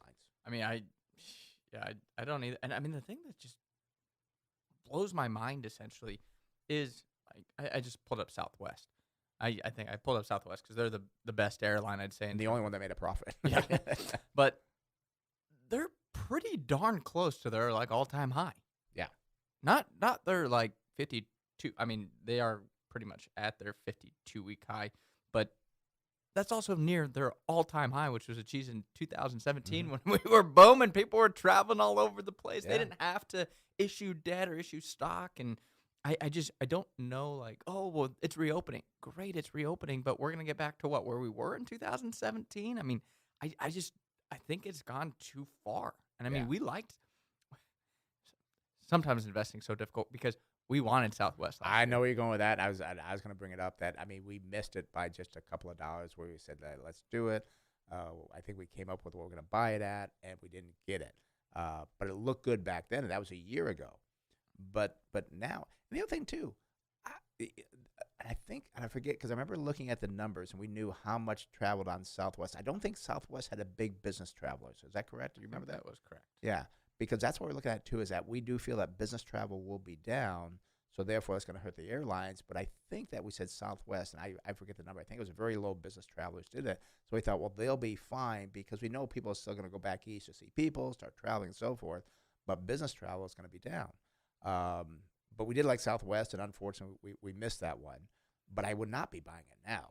I mean, I just think that'd be very silly. Yeah, it's not going to go from 60 to 120. I mean, I don't see that happening. At least, I mean, that'd be a pretty crazy valuation on it. Yeah, and I mean, and I don't want people to invest on this, but what could happen is that we had companies like Zoom that went up to 200 times earnings. Well, if you put a multiple of 200 times earnings on Southwest, you get a very, very high stock price. But I don't see that's going to happen. So. I don't think so either. No.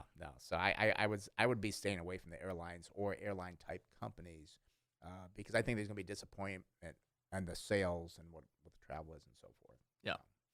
Alrighty. Phone number is 866-577-2473. That's 866-577-2473.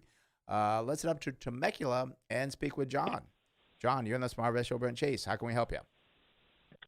Yeah, good morning, guys. Thanks for taking my call, and appreciate all your guidance and insight. Yeah, I was looking at a company called CNC, Centene Corp, and they kind of handle Medicare and underrepresented folks and their ability to get medical care through Medicaid and what have you. So I think they're at a pretty good value right now, and just wondering what you guys think of both the company and kind of its positioning with where we're probably headed with single-payer health and what have you. Okay. And you said you hold it, or you're looking to buy it?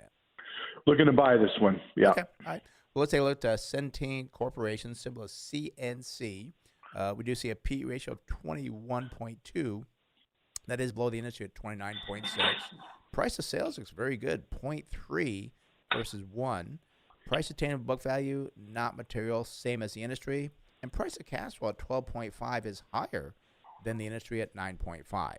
Now, they do not pay a dividend. We do see sales are up 49% year over year, well above the industry growth at 3.5. However, earnings per share fell by 1.9%. Industry was up 53, and something happened in the last quarter because then their earnings were down 104. So I'd want to know what happened. They have some write-off. What did they do last quarter that caused this big problem? We do see on the balance sheet a current ratio of 1.1 versus 1.2. Debt to equity, very good, 65, half the industry at 127. Return on equity, 9.4 versus 11.8. That's okay. Net profit margin checks in at 1.6 versus 3.5. But again, I think they had some write-off last quarter, which would hurt their profit margin. We do see receivable turnover of 13.9 versus 8.3 and no inventory turnover. Chase, what do you got for the earnings? Yeah, so current price here for Centene Corporation is $65.37. 52-week high $72.45, and that low, well, it's $53.60. Now, I do like what I see here going forward, as in 2022, they're estimated to make $5.86. Would give us a target sell price at $97.28. So I like the valuation on it. I think the industry, you kind of mentioned they do have kind of the health plans. They kind of benefit, it almost seems like, through the government subsidized programs. So I don't see us going to Medicare for all or whatever Democrats want to call it, but I don't think there's going to be any jeopardizing of government subsidies at this point. So I think this company could be a benefactor. I don't see it going super far left. They haven't really talked about it that much even. They focus on a lot of other things. But and I kind of like this company. Yeah. I'll tell you what, because the American population is aging. Yeah. More people go that direction. I don't understand fully what they do. It takes a lot more research. But I really like this company. I mean, I think it has some potential. So before we bought it, John, we do a lot more research on it. But I think it's worth a research. And I don't know, maybe we'll put it on our research list. Yeah, 'cause I mean, it's definitely intriguing. I mean, we like the healthcare industry, and debt to equity is good. I mean, yeah, I think it's a good one, John. I mean, as Brent said, we got more research to do on it, but I think it's definitely a good potential. And I'm surprised and disappointed at the same time that they don't pay a dividend, and also to be aware of something happened last quarter. And I don't know if that was a bad thing or a good thing, but something happened. I'd have to know what that is and what happened. Will it happen again is my concern. But if not, it's got some potential. But really disappointing, no dividend. Yeah. Yeah, me too. I was expecting to see maybe a 2 or 2.5, percent dividend. But yeah, I was a little disappointed in that. But maybe the appreciation will make up for that. But and it's possible maybe they did pay a dividend before. Maybe they stopped paying the dividend. So that's something else we could kind of look at in their cash flow. Actually, yeah, I looked at that, and they've never paid a dividend. Yeah. All right. Well, smart move on that. Well, John, we like it with the research. All righty? Great. All right. Yeah, take care, guys. All right, thanks for calling. Thank you. Bye. All right, bye now. All right, that opens on the phone line, 866-577-2473. That's 866-577-2473. And Chase, I love doing the show. I mean, we have some great conversations with the listeners, some smart listeners as well. And we find companies that, again, it may not be a good buy, but we can at least help the investors out there. Hey, take a look at this one. I mean, don't just buy it because we said we're going to look at it. Do some research on it. Because that has happened before, where it's like, oh, this looks pretty good, and then you read something, it's like, ooh, nope, not so good. That one. Brendan, I thought you were going to say something. You're sitting there. I was just going to say we also make great water puns too, apparently. But that's earlier. I think we're all washed up. All righty, let's go back to the phones. Let's go to Rancho Penasquitas and speak to Al. Al, you're on the Smart Invest Show, Brent Chase. How can we help you? Hey, good morning, gentlemen. Good morning. I like your show. Thank you. I like the information you provide out there, and you don't lean one way or the other. You just put the facts out there. And Al, well, Al, how long have you been listening? Go ahead. How long have you been listening? I just it's just been I hear you guys off and on probably the last year or so. Okay. I look for something to do on Saturday and Sunday morning. I look for the financial shows just to kind of keep my head in the game a little bit. Yeah. Well, make money doing it. That's a good thing, right? Well, yeah. Hopefully you make more than you lose. You know what I mean? That's right. How can we help you? Listen, I got my eye on this Emergent Biosolutions, EBS. This one's been in the news here recently. It's the J&J company that screwed up and got their vaccine mixed up with the J&J's vaccine mixed up with the AstraZeneca at this plant at Emergent Biosolutions. Oh, wow. Now, so this thing, it tanked. It really did tank. And I'm looking to see if there's going to be an opportunity here once the dust settles. All right. Well, let's take a look at Emergent Biosolutions Incorporated, symbol is EBS. Great start here, Al. I mean, PE ratio 11 versus not material for the industry. Price of sales was good, 2.1 versus 11.2. Price to book value 6.4, better than half the industry at 15. And price of cash flow 7.9 versus not material for the industry. So the valuation ratios, great start here, look very good. Now we do see, well, wow, sales are up 41% year over year, above the industry at 18.1. Earnings climbed by 449. The industry fell by 26. We do see in the balance sheet, got a good balance sheet. Current ratio is 3.1 versus 3.5, and debt to equity is 60.5, above the industry of 44.8, but I'm okay with a debt to equity of 60. Looking at return on equity, 24.1. The industry is a negative 21.3. Net profit margin is 19.6. The industry experienced a negative 30.7. And then we see receivable turnover is 5.7 versus 4.8. Inventory turnover 1.9. Pretty much the same as the industry at 2. Chase, what do you got for the earnings? Yeah, so current price here for Emergent Biosolutions Inc., $61.94. And you're right there, Al, it has just tanked. I mean, the high was $137.61. The low is $60.70. And I do see a note up here that J&J does expect the U.S. FDA to close inspection of an Emergent Bayview facility this week. So they may have closed the investigation there and the inspection. I'm not sure if any more news has come out on it, but that could also tank it further if there is some deeper underlying problems there. Right.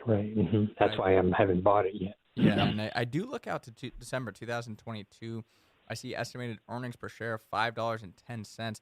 It would give us a target sell price of $84.66. So there is some potential there. The thing is, we always like to know what the potential liability could be. Do they have a good balance sheet there? Yeah, they did.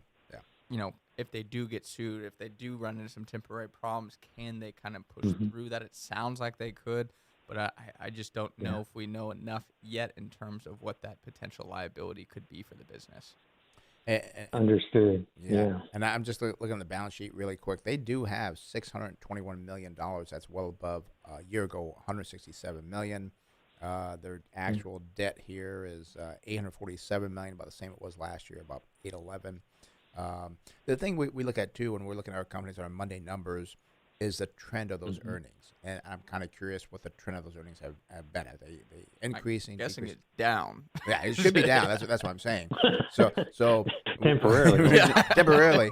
But we would kind of look at, too, with the analysts, like, what are they seeing with this potential down? If you see the earnings drop dramatically, the trend being down, and sometimes they're slow to respond to it. Yeah, and you know, you might miss it. It might go back up.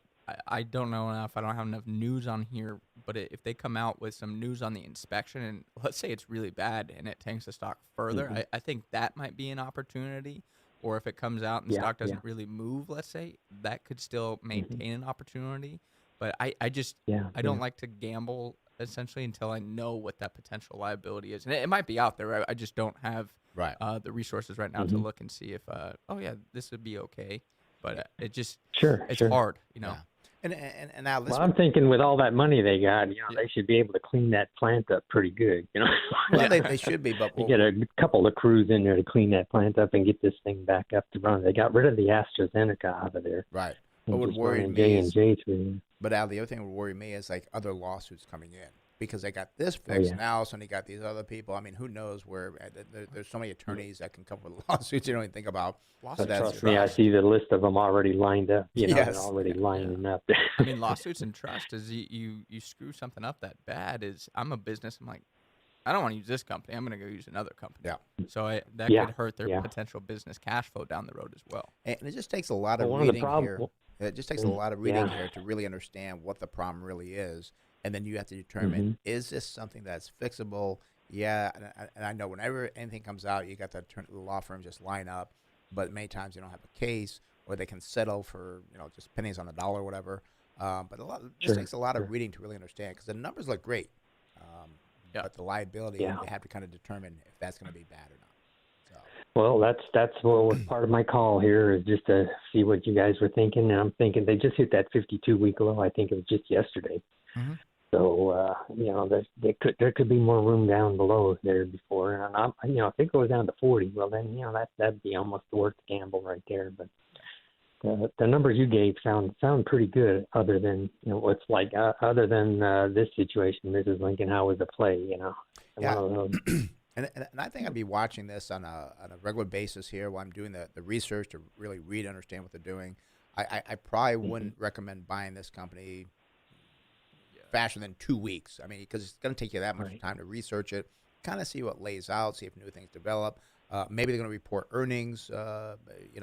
This is the end of the quarter. Yeah. The inspection's a big thing. Yeah, I mean, the if inspection. there's news from the inspection that comes out. That could drive the stock price lower. So there's a lot to it, but I think it could be a possibility, but I would not move too quickly. Yeah. So. All right. Well, listen, I appreciate all the information that you guys give out, not only regarding this particular company, but all the others I'm listening to also. So thank you very much. I appreciate it. Okay, Al. Well, thank you, and have a great day. You too. Bye-bye.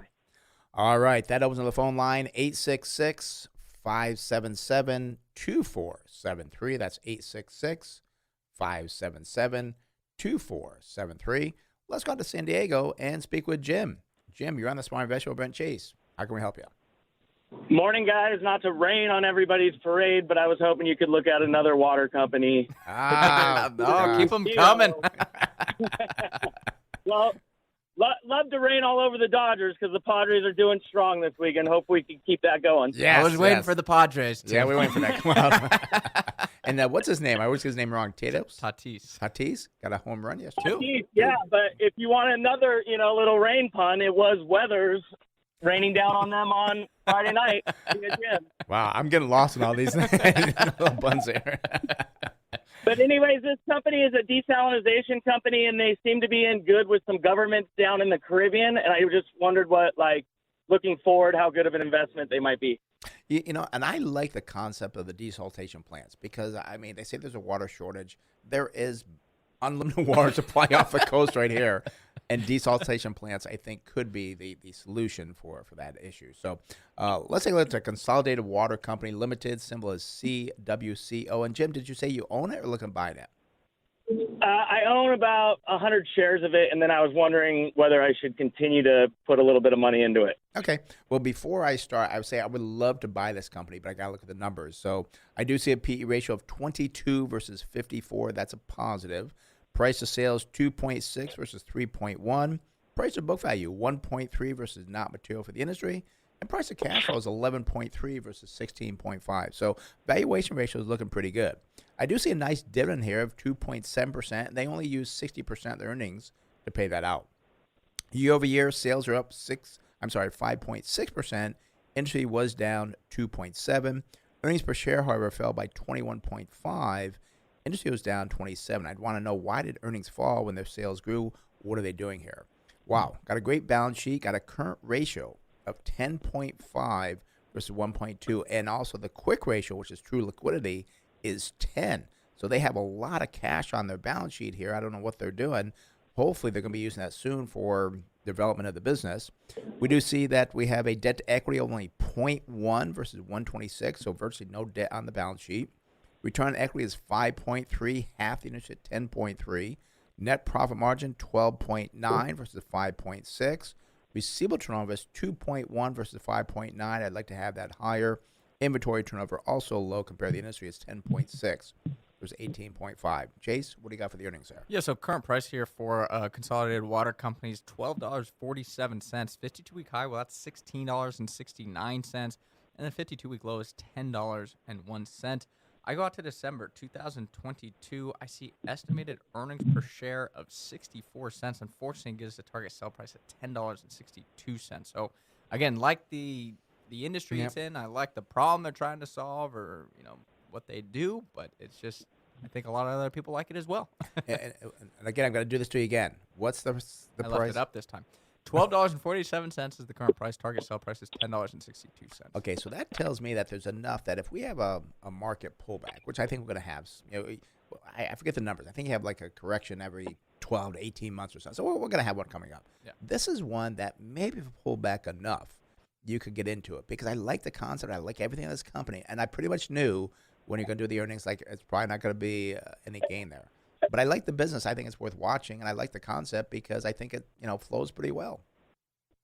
Yeah, when I got into it, it was about $10 a share. That's why I was calling to see if I should continue to put money into it. And part of it, I think, is because tourism's down, so they're not getting, the big resorts that are down there pumping the water like they normally do.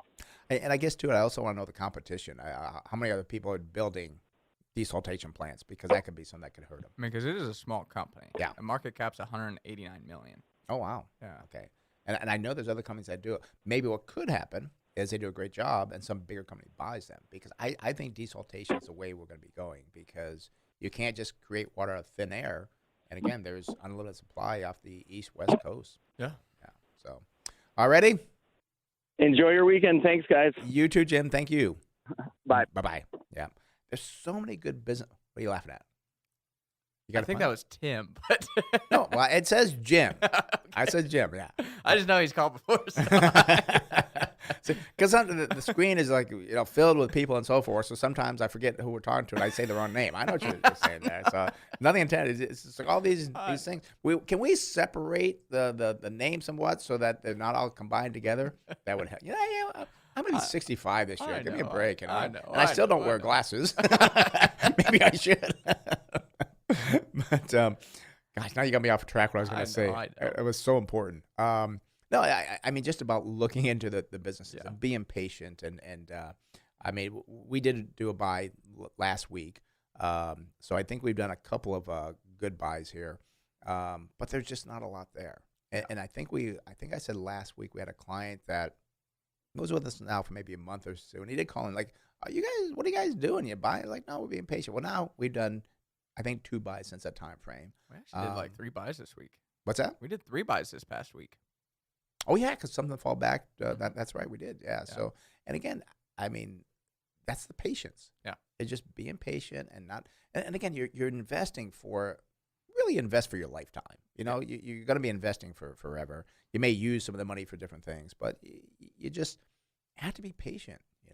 And I think we'll see some good things. And but a lot of these companies, we had some great calls today. Yeah, and I think people just have a misconception is, the stock market's too overpriced. I shouldn't be investing in it.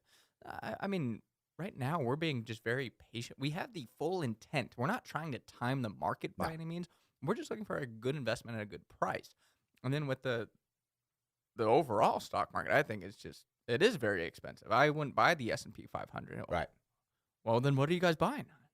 Well, we got to preserve for our clients. But there are good buys out there. Yep. I mean, you just have to find them. Right. And I do want to say people like Mark and George, we didn't get to you, so give us a call next week. We'll try to get to you. I mean, we just had some great calls. We're trying to mix in a little bit of Facebook there.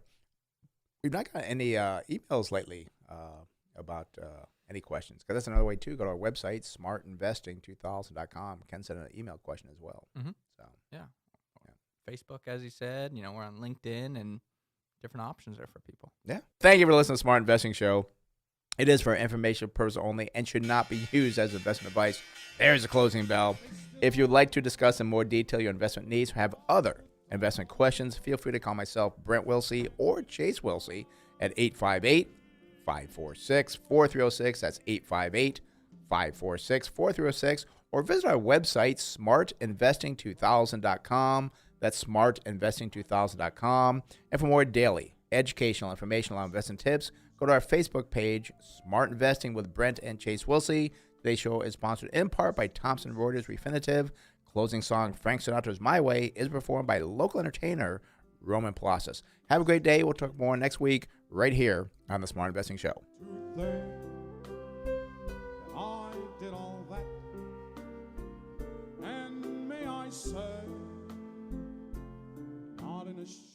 This program is sponsored by Wilsey Asset Management.